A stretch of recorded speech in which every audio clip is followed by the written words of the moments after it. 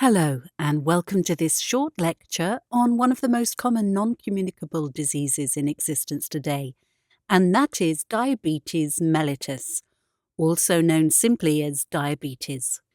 For those of you who are not aware, this is a complex metabolic disorder characterized by hyperglycemia or elevated blood glucose levels and can be fatal if left untreated. It is, in fact, a major public health issue and is approaching epidemic proportions around the world. So I hope after today's talk you'll have a better understanding of the severity of the disease. I'd like to start by showing you some important data connected to the burden of this disease, before briefly looking at the etiology, that is the cause of the disease.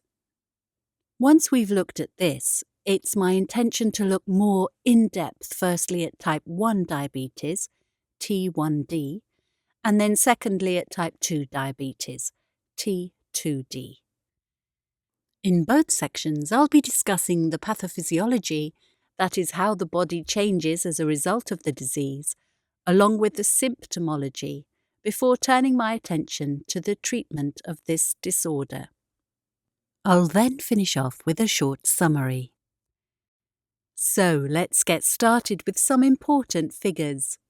According to the WHO, the number of people diagnosed with diabetes